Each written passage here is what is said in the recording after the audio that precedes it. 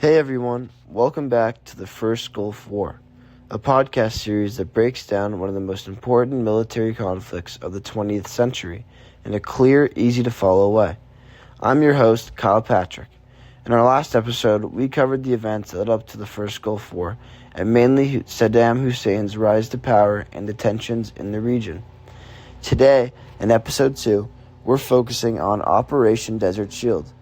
This was a defensive military operation that happened right after Iraq invaded Kuwait, and even though it wasn't a combat mission, Desert Shield was a crucial turning point. It showed how the U.S. could act quickly in a crisis and how the international community could come together when needed. So let's dive into what happened, why it happened, and why it still matters today. On August 2nd, 1990, Iraq invaded Kuwait. Saddam Hussein claimed Kuwait was overproducing oil and stealing from Iraqi oil fields, but it wasn't just about oil. Iraq also wanted to erase debts from the Iran-Iraq war and increase its regional power. The invasion sent shockwaves around the world. Iraq's military moved fast, and within hours they had taken over Kuwait's capital. This act was more than just an invasion. It was a threat to peace and stability across the entire Middle East. According to President George H.W. Bush, in his address to the nation on August 8, 1990, no one, friend or foe, should doubt our desire for peace, and no one should underestimate our determination to confront aggression. The world took those words seriously. People feared that Saddam wouldn't stop with Kuwait. Saudi Arabia, a major U.S. ally and one of the world's biggest oil producers, was next in line. If Iraq had taken Saudi Arabia too, it would have controlled a huge portion of the world's oil. That's why the U.S. and many other countries realized that they had to act quickly before the situation got worse. Just 5 days after the invasion, on August 7, 1990, the U.S. launched Operation Desert Shield. The goal was to defend Saudi Arabia, build a strong military presence, and get ready for any potential conflict. The U.S. didn't want to start a war right away. This was about preventing one. The operation involved a massive buildup of American military forces. Over 500,000 U.S. troops were deployed to the Gulf region, along with tanks, aircraft, and support equipment. The military also had to set up new supply lines and base camps, making it one of the most complex military logistic operations in modern history. Soldiers were flown in from all over the U.S. and Europe, and supplies came by sea, land, and air. This buildup didn't happen in isolation. More than 30 countries joined the U.S. in this effort, creating a wide international coalition. These countries included the UK, France, Saudi Arabia, Egypt, and even the Soviet Union. This cooperation showed that global powers were united in resisting Iraq's actions. Even countries that were once Cold War rivals supported the mission, highlighting a new level of global unity. It was a rare moment in history where countries across political systems and continents agreed on a common goal. Desert Shield was important because it stopped Iraq from advancing further into the Gulf region. It was like drawing a line in the sand. The presence of so many troops acted as a warning to Saddam Hussein. Going any further would mean facing a powerful and united force. The operation also proved that the U.S. could respond quickly and effectively to a major threat. Many military experts were impressed by how fast American forces were able to move into position.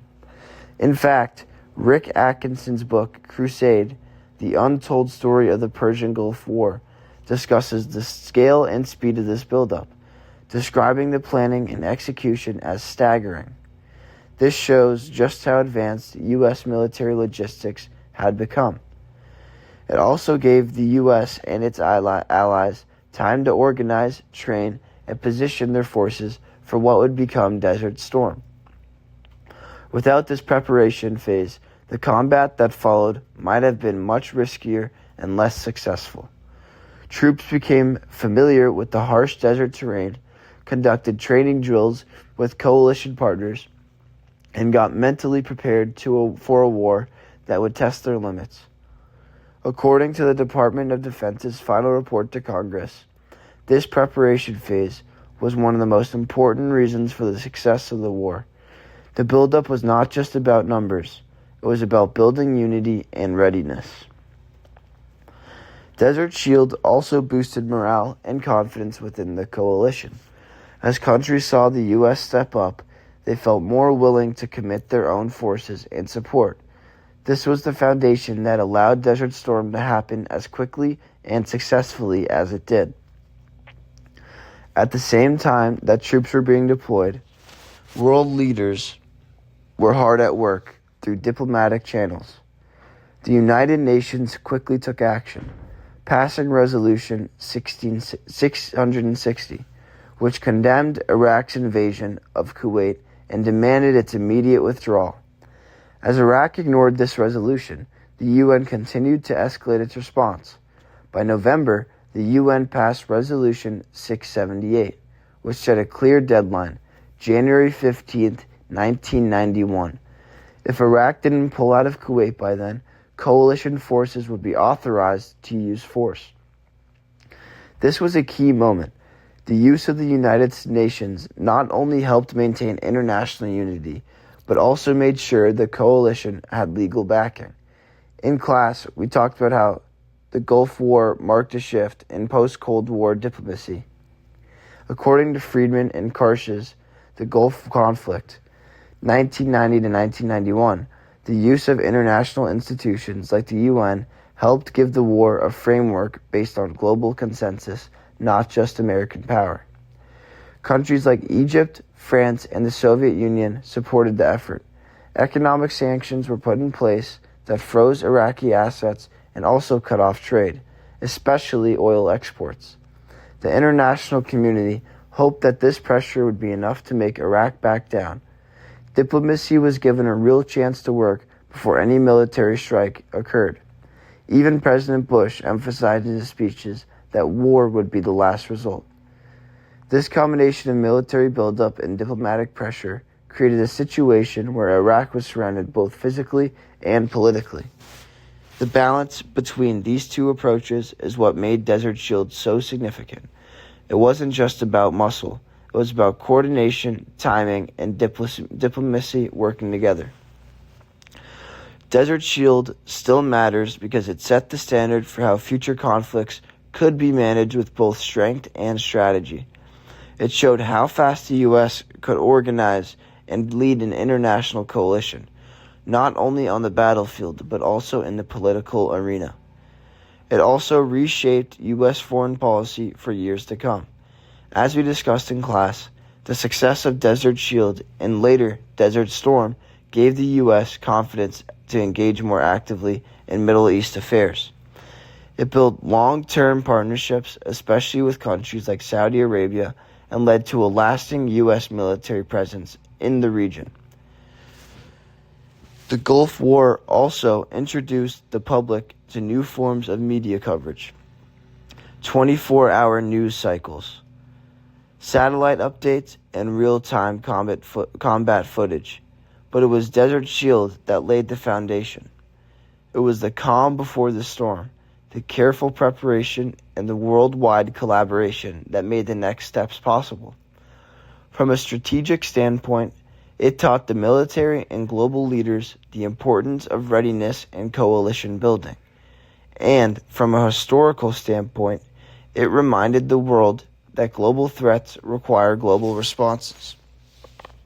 Desert Shield was more than a buildup. It was a blueprint.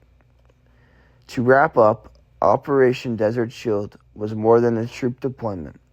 It was a strong message to Iraq and the world that aggression would not be tolerated. It brought countries together, defended a key ally, and laid the groundwork for a successful military campaign. It showed that careful planning, international unity, and strong leadership could prevent a bad situation from becoming even worse. Thanks so much for listening to the first Gulf War. I'm Kyle Patrick, and I hope this episode helped you understand Desert Shield in a clear and meaningful way.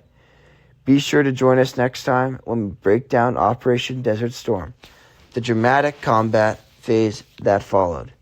Also, make sure to subscribe, like, and give us a follow. Thank you very much, and we will see you next time.